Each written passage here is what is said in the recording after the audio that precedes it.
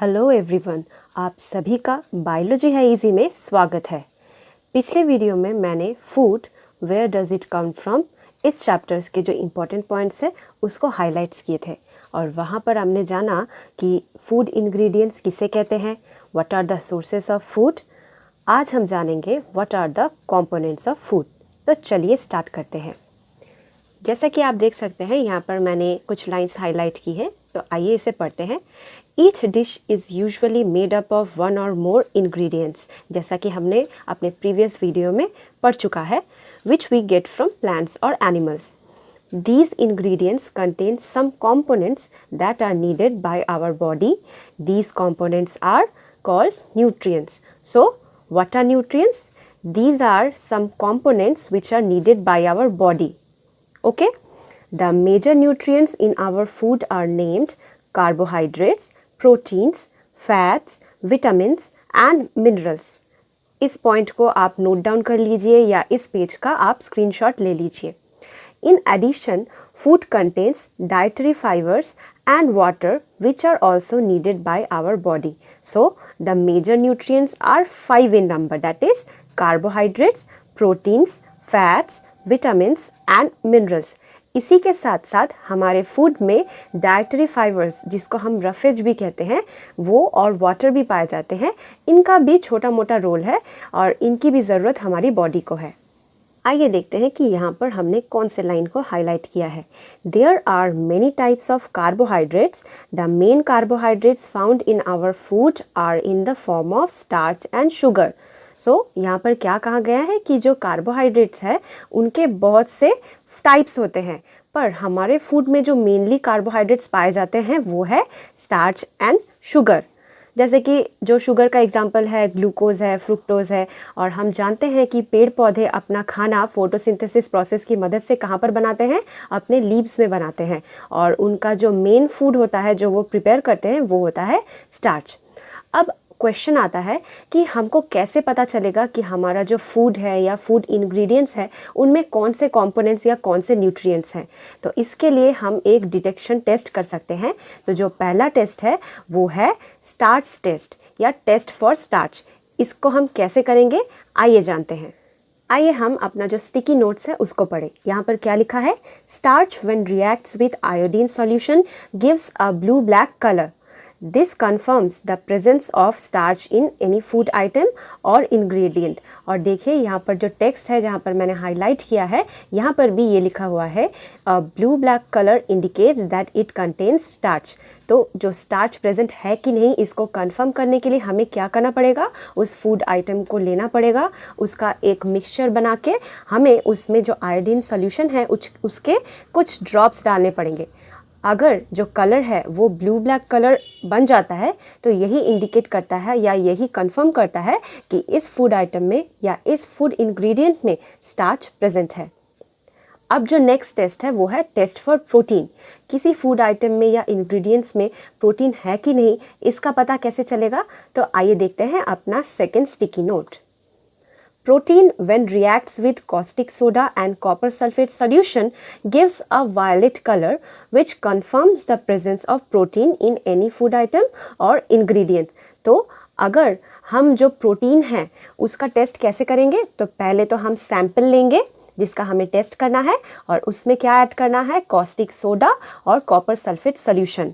अगर जो सॉल्यूशन का कलर है वो वायलेट हो जाता है तो इससे ये कंफर्म हो जाता है कि वो फूड आइटम या उस फूड इंग्रेडिएंट्स में प्रोटीन प्रेजेंट है।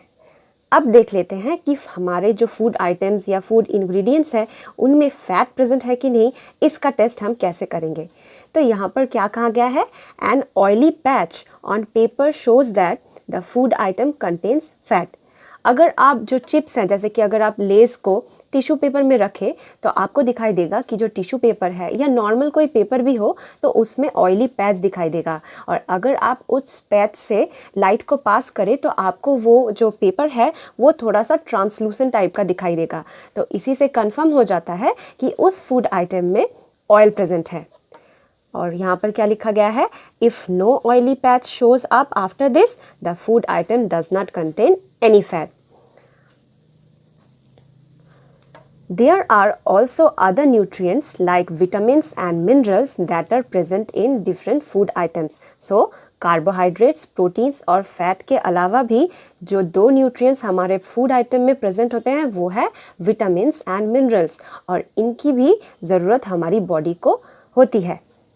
अब जो नेक्स्ट हेडिंग है वो है what do various nutrients do for our body. अब ये जो न्यूट्रिएंट्स हमारे लिए ज़रूरी है, इनका क्या रोल है हमारे बॉडी में। तो यहाँ पर क्या लिखा गया है, carbohydrates provide energy to our body. जैसे कि मैंने आपसे अपने प्रीवियस वीडियो में भी कहा था कि हमें फूड की ज़रूरत किस लिए है, because in order to perform daily activities we need energy and food provide us with energy। तो यहाँ से हमें क्या पता चल रहा है, carbohydrates provide energy, fats also give us energy, so the two sources of energy are carbohydrates and fats। फिर यहाँ पे जो नेक्स्ट लाइन है वो बहुत ही इंपॉर्टेंट है। यहाँ पर क्या बताया गया है, fats gives much more energy as compared to the same amount of carbohydrates. अगर हम सेम मात्रा में फैट और कार्बोहाइड्रेट फूड खाएं तो हमको फैट से ज़्यादा एनर्जी मिलेगी as compared to carbohydrates. Foods containing fats and carbohydrates are also called energy giving foods. इस पॉइंट को अच्छी तरह से आप नोट डाउन कर लीजिए या इसका स्क्रीनशॉट ले लीजिए। तो कार्बोहाइड्रेट्स और फैट्स को हम क्या कहते हैं, energy giving food. Proteins are needed for the growth and repair of our body. So हमें प्रोटीन की भी ज़्यादा ज़रूरत है। अब आप देख लें यहाँ पर जो लाइन लिखा है, foods proteins are often called body building foods. तो प्रोटीन को हम क्या कहते हैं, body building foods. Vitamins helps us in protecting our body against diseases. Vitamins also help in keeping our eyes, bones, teeth and gums healthy. तो vitamins का क्या role है, ये जो हमारे इम्यून सिस्टम को उसको बूस्ट अप करता है, और इसके अलावा भी वो हमारे आँखों को, हमारे हड्डियों को, दांत को और जो मसूड़े हैं उनको भी हेल्दी रखता है। Vitamins are of different kinds known by different names. Some of these are vitamin A, vitamin C, vitamin D, vitamin E and K. There is also a group of vitamins called vitamin B complex. So जो vitamin B complex है वो group of vitamin है। इसमें आपका vitamin B12, vitamin B6 और भी बहुत सारे vitamin B आ जाते हैं।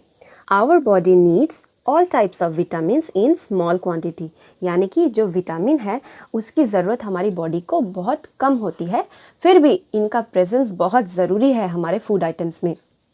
Vitamin A keeps our skin and eyes healthy.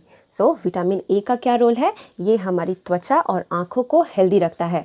Vitamin C helps body to fight against many diseases. Vitamin C क्या करता है, हमारे बॉडी को प्रिपेयर करता है ताकि वो डिफरेंट डिजीजेस से फाइट कर सके। और विटामिन डी का क्या काम है, वो हमारे बोन्स और टीथ को स्ट्रॉन्ग बनाता है। Minerals are needed by our body in small amount. So vitamin की तरह मिनरल्स का भी जो नीड है हमारे बॉडी में वो बहुत कम मात्रा में है। Each one is essential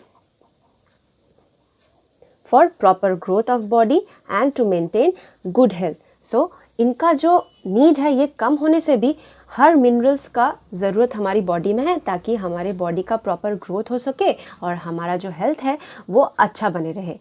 most food items usually have more than one nutrients. जैसे कि अगर आप मिल्क की तरफ ध्यान दें तो मिल्क में क्या रहता है, प्रोटीन रहता है, फैट रहता है, और जो मिनरल है वो भी क्या पाया जा रहा है, फॉस्फोरस। सो इससे पता चलता है कि any food items have more than one nutrient. तो आइए जान लेते हैं कि what are the sources of protein, carbohydrates and fats. जैसा कि अगर आप इस पिक्चर को देखें तो यहाँ पर कुछ सोर्सेस ऑफ कार्बोहाइड्रेट्स दिए गए हैं, तो आप इसका स्क्रीनशॉट ले लें और इससे आप अपना नोट बना लें। किन किन चीज़ों में कार्बोहाइड्रेट्स पाया जाता है, sweet potato, wheat, rice, bajra, maize, mango, melon, papaya, sugar cane, potato. अब देख लेते हैं कुछ फैट के सोर्सेस। जो पिक्चर ए है वो प्लांट सोर्सेस है और जो पिक्चर बी है वो एनिमल सोर्सेस ऑफ फैट्स है। तो ए में हमें क्या दिख रहा है, groundnuts, nuts, til, soybean oil, coconut oil, sunflower oil, mustard oil, these are the plant sources of fats. Meat, fish, eggs, butter, milk, ghee, cream, these are the animal sources of fats. अब यहाँ पर जो लेफ्ट हैंड साइड में आपको picture दिखाई दे रहा है, इसमें जो ए डायग्राम है उसमें क्या दिखाया गया है, what are the plant sources of protein. तो आइए जानते हैं कौन कौन से सोर्सेस हैं। ग्राम, पीस, मूंग, तुअर दाल, बीन्स, सोयाबीन्स। और जो एनिमल सोर्स ऑफ प्रोटीन है वो क्या क्या है, मीट, फिश, पनीर, एग्स। अब जो राइट हैंड साइड में आपका जो पिक्चर दिया हुआ है, यहाँ पर दिया हुआ है कि विटामिन ए का कौन कौन सा सोर्सेस है। तो यहाँ पर क्या क्या दिया हुआ है, papaya, carrot, mango. Vitamin B के कौन कौन से सोर्सेस है, wheat, rice, liver. Vitamin C के कौन कौन से सोर्सेस हैं, orange, guava, tomato, green chilli, lemon, आंवला।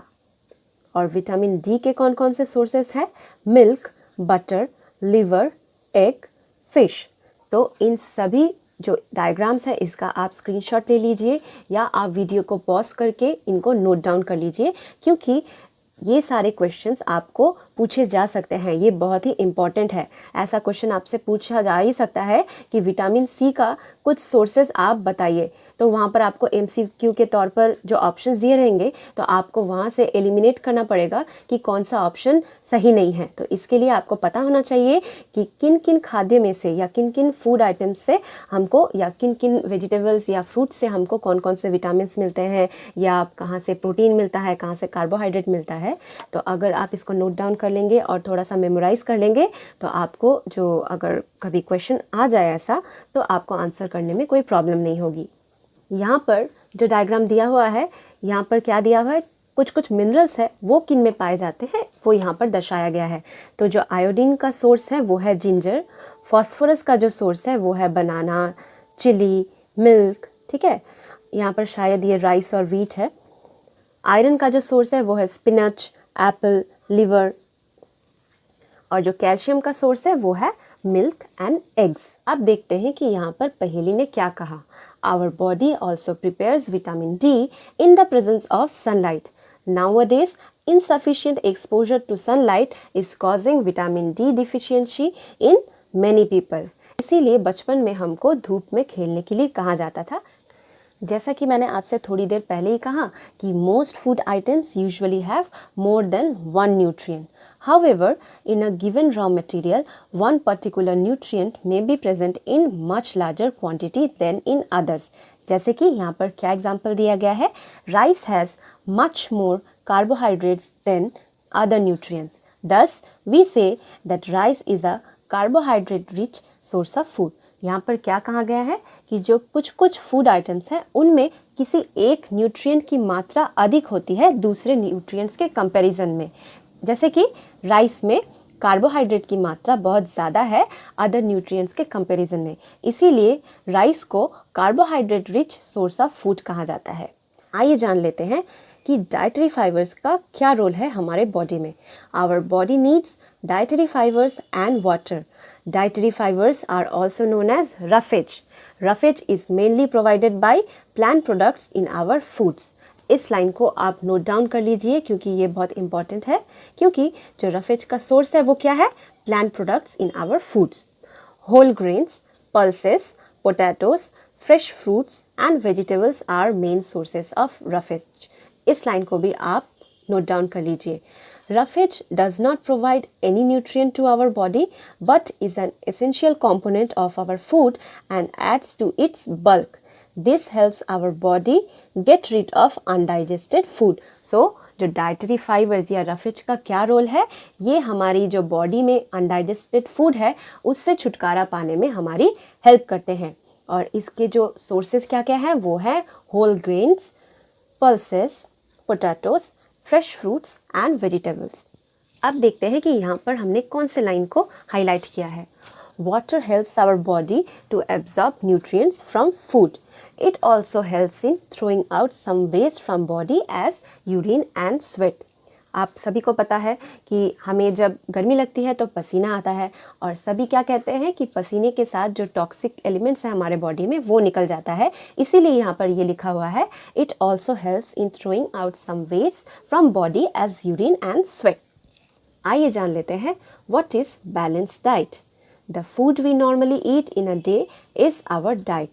For growth and maintenance of good health, our diet should have all the nutrients that our body needs in right quantities. So यहाँ पर क्या कहा गया है कि जो फूड हम डेली बेसिस पर खाते हैं वही हमारा डाइट है और हमारा डाइट बैलेंस्ड होना चाहिए ताकि हमारा जो ग्रोथ और डेवलपमेंट है वो प्रॉपरली हो सके। Not too much of one and not too little of the other. अब ये बात हमको ध्यान में रखनी है कि जो न्यूट्रिएंट्स है वो ना तो कम मात्रा में होनी चाहिए ना ही अधिक मात्रा में होनी चाहिए, वो एकदम एडिक्वेट अमाउंट में होना चाहिए। The diet should also contain a good amount of roughage and water. So protein, carbohydrate, fats, vitamins and minerals के साथ साथ हमारे फूड में या हमारे डाइट में रफेज और वाटर का अमाउंट भी अच्छा होना चाहिए। Such a diet is called balance diet. अब बैलेंस डाइट को पाने के लिए हमें क्या क्या खाना ज़रूरी है, तो यहाँ पर कुछ लिस्ट दिया गया है। Pulses, groundnut, soybean, sprouted seeds, moong and Bengal gram, fermented foods, South Indian foods such as idlis, a combination of flours, missi roti, thepla made from cereals and pulses, banana, spinach, sattu, jaggery, available vegetables and other such foods provide many nutrients. Therefore, one can eat a balanced diet without expensive food materials. यहाँ पर क्या कहा गया है कि हर इंसान जो अपना डाइट है उसको बैलेंस कर सकता है, इसके लिए उसे कुछ एक्सपेंसिव फूड खरीदने की ज़रूरत नहीं है। जैसे कि ये जो लिस्ट है ये आपको यूं ही दुकान में मिल जाएंगे और ये बहुत ही हेल्दी फूड आइटम्स है। आप इन्हें खाकर भी अपना जो डाइट है उसको अच्छी तरह से बैलेंस कर सकते हैं। ये आपका जो प्रोटीन का रिक्वायरमेंट है, चाहे कार्बोहाइड्रेट का रिक्वायरमेंट है, चाहे फैट का हो, विटामिन का हो, मिनरल्स का हो, सब पूरा कर देगा। अब ये जो खाना है ये हमको पकाना पड़ता है। अब जो पकाने की विधि है ये बहुत लोग यहाँ पर गलती कर जाते हैं। जैसे कि यहाँ पर क्या कहा गया है, some nutrients get lost in the process of cooking and preparations. If the vegetables and fruits are washed after cutting or peeling them, it may result in the loss of some vitamins. जैसे कि क्या कहा गया है कि जब हम खाना को पकाते हैं तो बहुत से न्यूट्रिएंट्स ऐसे ही लॉस हो जाते हैं। और यहाँ पर क्या कहा गया है कि जब आप किसी वेजिटेबल का छिलका निकाल कर उसको धोते हैं तो क्या होता है कि जो एसेंशियल विटामिन्स है वो भी पानी के साथ निकल जाते हैं। The skins of many vegetables and fruits contain vitamins and minerals. Similarly repeated washing of rice and pulses may remove some vitamins and minerals present in them. Cooking improves the taste of food and makes it easier to digest. खाना पकाने से क्या होता है, जो food का test है वो बहुत इन्हांस हो जाता है और वो खाना पचाने में भी हमारी हेल्प करता है।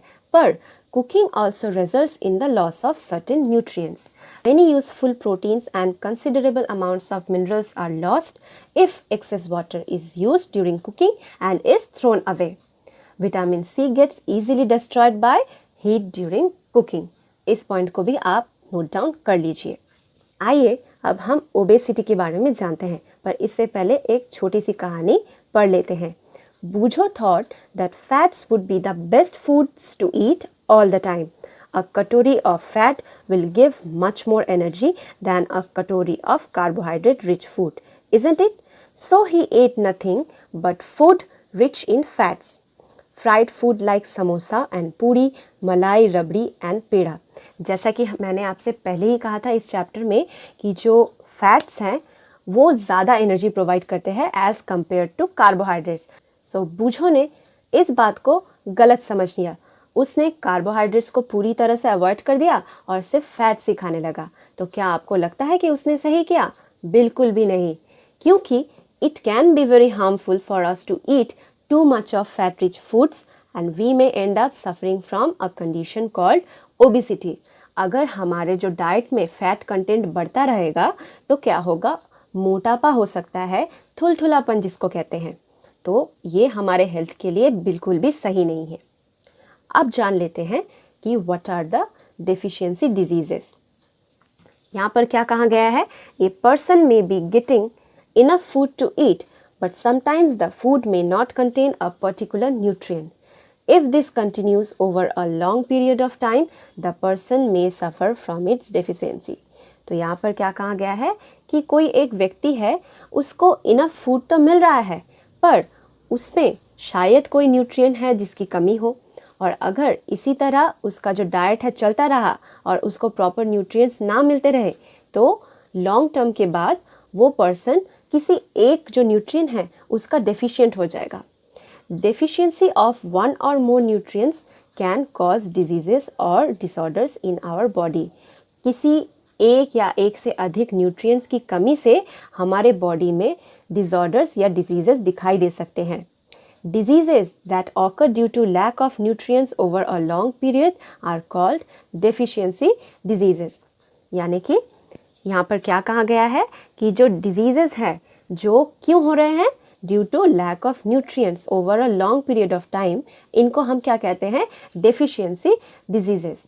अब यहाँ पर उसी के नीचे क्या दिया गया है, if a person does not get enough proteins in his her food for a long time, अगर किसी को प्रोटीन की कमी हो अपने फूड में तो क्या होगा, ही और she is likely to have stunted growth, यानी कि उसकी जो वृद्धि है वो रुक जाएगी। स्वेलिंग ऑफ फेस, उसका जो मुंह है वो फूल जाएगा। डिसकलरेशन ऑफ हेयर, उसके जो बाल है उसका जो कलर है वो फीका पड़ जाएगा। Skin diseases and diarrhoea, skin के जो वेरियस डिजीज़ है वो हो सकते हैं और डायरिया हो सकता है। If the diet is deficient in both carbohydrates and proteins, अगर डाइट में प्रोटीन और कार्बोहाइड्रेट्स की मात्रा बिल्कुल भी नहीं है तो क्या होगा, the growth may stop completely, उस व्यक्ति का या उस बच्चे का जो ग्रोथ है वो कम्प्लीटली बंद हो जाएगा। Such a person becomes very lean and thin, ऐसे जो व्यक्ति हैं वो दुबले पतले हो जाते हैं। And so weak that he she may not even be able to move, और इतने वीक हो जाएंगे कि वो एक जगह से दूसरी जगह मूव ही ना कर पाए।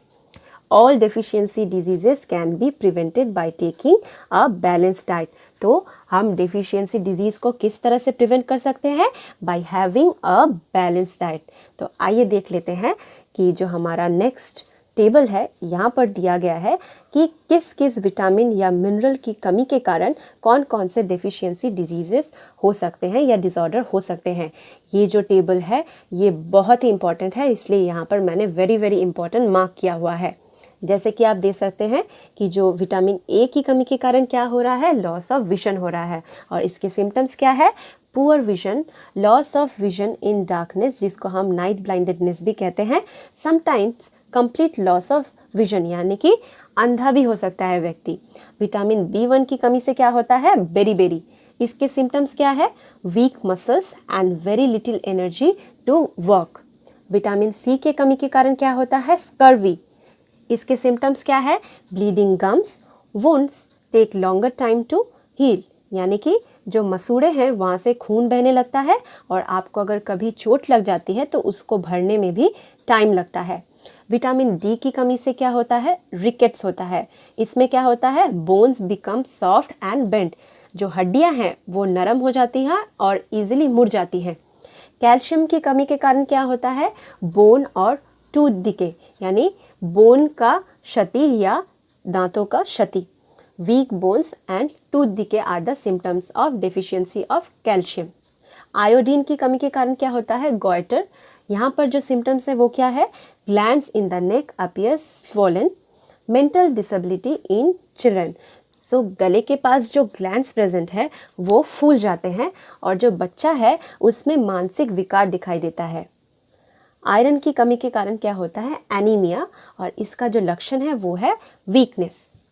तो इस चैप्टर में जो की टर्म्स या कीवर्ड्स हमने जाने वो है balance diet, berry, carbohydrates, energy, fats, minerals, nutrients, proteins, roughage, scurvy, starch, vitamins. आइए देख लेते हैं कि इस चैप्टर का समरी क्या कहता है। इस समरी को भी आप अच्छे से नोट डाउन कर लीजिए या इसका स्क्रीनशॉट ले लीजिए। The major nutrients in our food are carbohydrates, proteins, fats, vitamins and minerals. So there are 5 major nutrients in our food. In addition, food also contains dietary fibers and water. Carbohydrates and fats mainly provide energy to our body. Proteins and minerals are needed for the growth and the maintenance of our body. Vitamins helps in protecting our body against diseases. Balanced diet provides all the nutrients that our body needs in right quantities along with adequate amount of roughage and water. Deficiency of one or more nutrients in our food for a long time may cause certain diseases or disorders. इसी के साथ हमने अपना second chapter भी complete कर लिया। अगर आपको इस चैप्टर से रिलेटेड कोई डाउट हो तो आप मुझे कमेंट सेक्शन में पूछ सकते हैं। अगर आपको ये वीडियो पसंद आया हो तो इस वीडियो को ज़रूर लाइक करें और अगर आप मेरे चैनल में नए हैं तो मेरे चैनल को सब्सक्राइब करना बिल्कुल ना भूलें और जो बेल आइकन है उसको भी हिट करें ताकि आपको मेरे फ्यूचर वीडियोस की अपडेट्स यूं ही मिलते रहे। तब तक स्वस्थ रहे और बायोलॉजी है इजी के साथ मज़ेदार तरीके से पढ़ते रहे। Thank you.